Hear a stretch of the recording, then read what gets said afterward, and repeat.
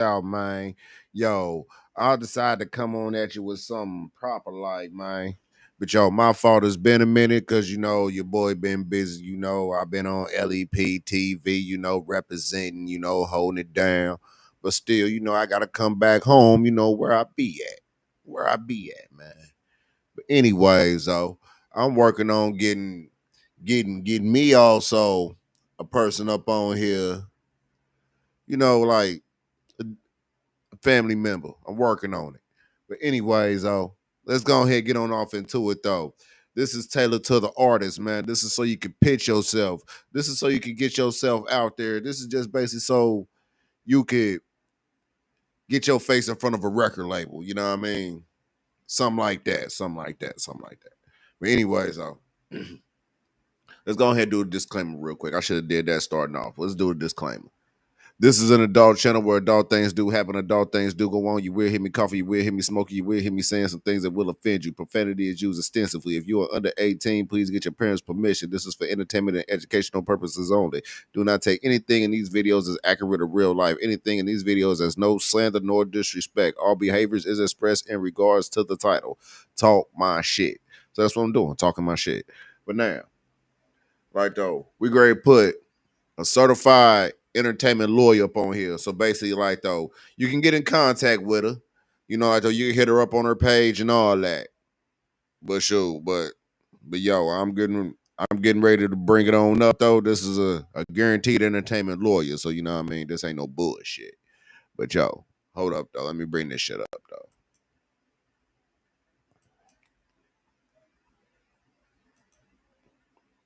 Cause I feel as though this is something we need to know as fellow artists in the game. This is something we need to know. So, sure, if you want to know how to pitch yourself to a record label and anything like that, yeah, though this is last year's information, but still, same things still apply. You know what I mean? But yo, let's go ahead and get on off into it, man. Music business tip, we'll be discussing how to get your music pitched to record labels. Now, it's the big dream that we all have as far as trying to get signed to a record label, because the record label just represents all the stuff that we don't know how to do for ourselves or don't know how to do very well, right? Music marketing, getting that great distribution deal, doing live shows and touring and getting linked up with featured artists. And we think that the record label is going to do all these things for us. So it's a big question on, well, how do we do it? And for me, even earlier in my career, it was something that I was like, man, if only, a record label would discover me, or even a manager. And so I really felt that desire to kind of reach out and let them know about what I'm doing. So I'm going to give you my best do's and don'ts, okay? Because I have a lot of experience with this now as an actual music attorney, coming up on 9 years. So, first of all, you want to make sure that you do research before you just kind of arbitrarily reach out to a record label. Okay, so just meaning, make sure it's a good fit for you, right? Because record labels often do have kind of a genre that they like to stick in. And so make sure you actually fit with the label, because if you're so lucky that they open your stuff, they look at your music, you kind of only get that one shot. So make sure you've actually done research to make sure they're a good fit for you and or your band. Now, the way that you can kind of do this sometimes, if you're like, well, I don't know where to start. Well, start with someone that you really like who's in your genre and reverse engineer. And you can usually see who the label is by just looking up, like on Spotify, it usually says in the distribution notes who the label is. You can also Google it. I mean, it's like public information. So you can find it, but basically just do your research, make a little list of the labels, your dream labels, and go from there. All right. So then you're going to find contact information. Now, before you actually reach out to them, we're going to talk about what you need to send. But of course, you need to make sure you can actually reach out to these labels. This is how I do it. All right. So, first and foremost, what you're going to do is you're going to check Facebook. All right. This may or may not be. Now, see, she giving y'all the sauce. She giving y'all the sauce. So, y'all better jot this shit down. She's giving y'all the sauce, man. Intuitive, but it totally works a lot of the time, especially for more like mid to small sized record labels. They often have an email, or they have an address, or they have a phone number that is listed publicly on Facebook. If you don't find something on Facebook, then check Instagram. Usually, less times do I find contact information on Instagram, but you can message them on Instagram. I find that more companies and or people have someone maintaining the account, right? The messages on Instagram. So you're probably going to get a response. You'll be like, hey, want to send you, want to reach out about possibly getting signed. What's a good email? Often they'll tell you. Also, on Instagram, it shows you the business email. So these are all really good ways, Facebook, Instagram, and then you go to the website. Now, I'm starting with a big boy. All right, I'm going with Universal. Typically, you're not just going to reach out to Universal because Universal is this giant that has so many imprints, right? So sub labels signed underneath it. So typically, you actually want to reach out to one of the imprints. But let's pretend you're like, I want to, be signed with Universal. On almost every website, at the very bottom, there's what's called terms of service, okay? Right here. You click on terms of service, and then there's this big, long contract that actually you agree to by using the website, just so you know. But in any case, what I'll do, because I'm not going to sit here and read through this, is that I'll usually, and excuse me if you are an Apple user, but for me, I am on PC, so it's Control F. So you can search keywords, right? So sometimes I'll search just the @ symbol, because if there is a website, it will be info at, UNG.com. So for this, it didn't bring something up. So then the next one I'll try is usually just contact.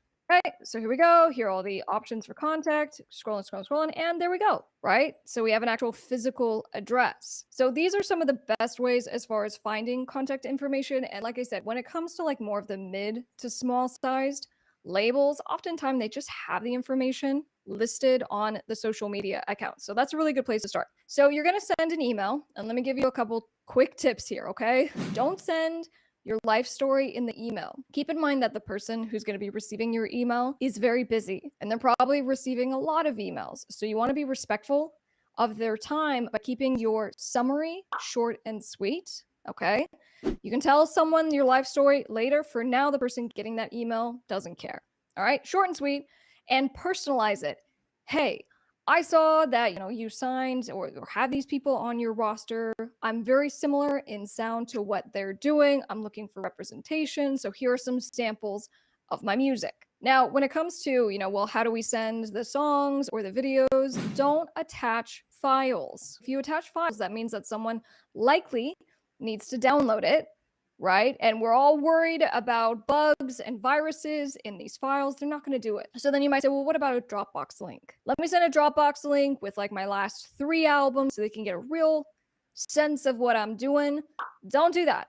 Okay. Again, time, efficiency. Are they going to open your link? Are they going to click through your things? The best way to do this, in my opinion, when it comes to just a quick way to listen to music, there are 2. Okay. The first is that if you want to provide a link to something, make it like a YouTube video or make it to a Spotify song. So make it so it's very easy. It's literally one click, and then they're hearing or seeing your music video, and then that's a higher likelihood that they're actually going to get an idea of what you're doing. Number 2, and this is the super pro way, actually send an EPK. An EPK is an electronic press kit. All right, so for me, there's 2 ways that you can do this, right? If you have PowerPoint, which I do, and I'll show you on my desktop, we can just edit a PowerPoint. But if you don't, guess what?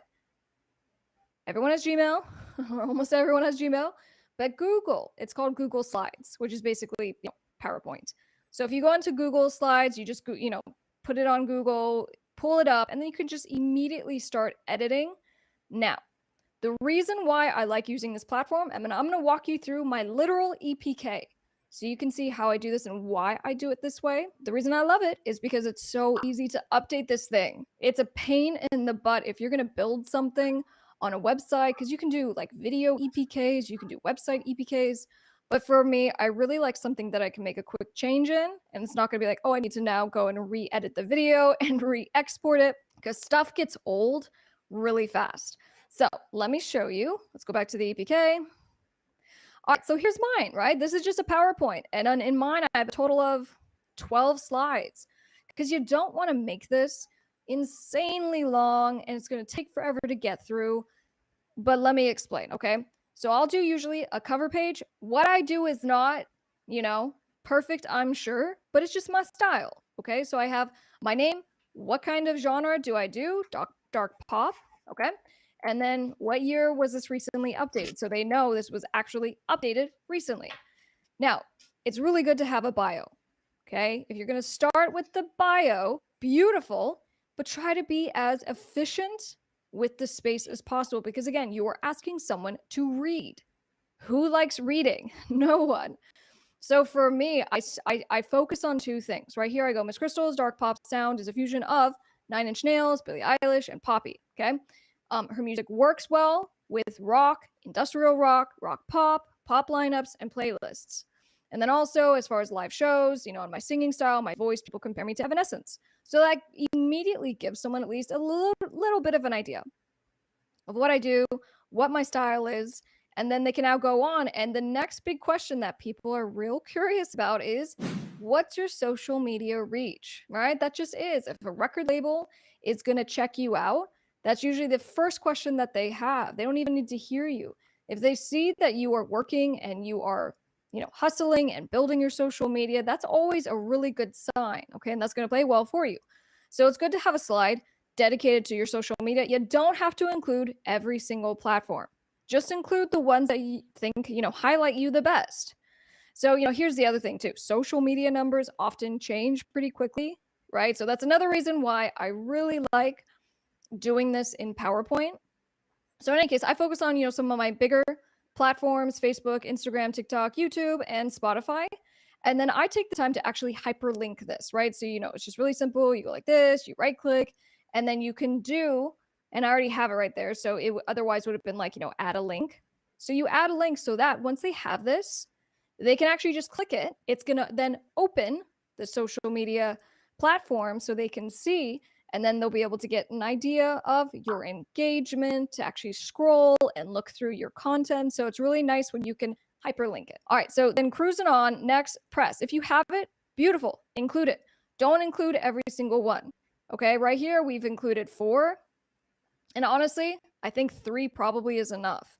But, you know, as far as some of the big ones, right, we had a cover story. We were, you know, named a top 10 band, or I say we, but me. I was named a top 10 band to see it South by Southwest. So these are all really cool things. And it just highlights that, you know, we're kind of hustling and doing our thing. And so then I also have recent music. Again, hyperlinking is really important. The beauty of PowerPoint is you can drag and drop, right? And format. It's very intuitive. It's very easy to use. But in any case, for these releases, right? So we hyperlink so they can launch to a music platform.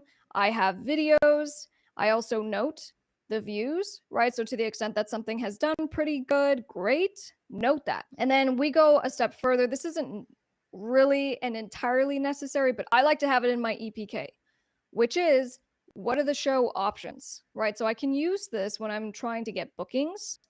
And so I'll be like, you know, our various setups. We have the full band version. We have a version that is just me and a piano. Okay. And then for anyone who needs the specs for the performance, here's all the stuff that we need when we're doing shows. We have different stage plots. So I include all of this in our EPK because it just covers a lot. And then the last, we will have contact information if they want to get in touch. So having an EPK is great for anything you're trying to do, whether you're trying to get signed with a manager or, in this case, a record label. So that's the platform that I like to use. Again, you can build an EPK anywhere and anyhow. It can be a video, it can be a website. I think Reverb Nation helps you out. That platform as well. All right. See that? She did a whole sauce right there. She just gave you the sauce. This video ain't even that long. It's like a little 15-minute little thing. But Joe, she just straight gave you the sauce, man. All right, so back to then how are we using the EPK? Well, you go in and in your PowerPoint, or if you're using Google Slides, you just export it, right? So you go to File, Export, and then there's an option to create as an Adobe PDF. So that's going to compress the EPK down into a PDF. So now it's a smaller file. And then you can just send it and attach it to your email. And most people can just view it from the email. They don't have to download. And so I have found that this works best for me. It's definitely the one that I like to use. When you're reaching out to potential record labels or that you want to sign you in any kind of way, make sure best foot forward. Okay, find good contact information, because if you just send it to like an info@universal.com, someone might not ever find it. If you can find John at universal.com, there's a better chance that, you know, John's gonna be able to pass it along to the right person. But just see if you can find the most relevant information. And then when you put together your email, make it as personalized as possible and do a lot of volume.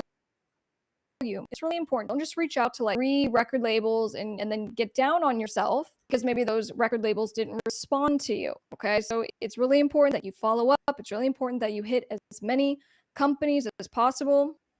And then keep this in mind, guys. Always try to be objective. Don't just be kind of reaching out and like you don't have anything going on. You haven't released music, or maybe you released one song 4 years ago. If you're reaching out because you want someone to check out your stuff, there's a good chance they're going to check out your stuff. If you aren't posting on social media, if you aren't releasing music, if you aren't doing anything that's going to be attractive to a record label, then don't be surprised when you don't get a call back or an email back or you don't get signed. So what I would do before sending the email, before doing all the things, is really take a step back, right? When was your last song release? How's your social media doing? And maybe make sure you build that up. The best clients that I've represented when we do deals with record labels are the ones who are working their own music business, right? Who are working and putting out music and working their social media, because we have leverage now. So keep that all in mind, okay? Be objective and just see, are you even ready for the deal? And in the meantime, you can learn and practice music marketing, which is a baseline to everything you're going to do in your music career. And then if you want it, I have a free PDF for you. It's down in the description, and it gives you some of my best tips when it comes to really mastering the music business. And like I said, it's totally free. So get that. Like and subscribe if you found this helpful, and I will see you guys on the next one.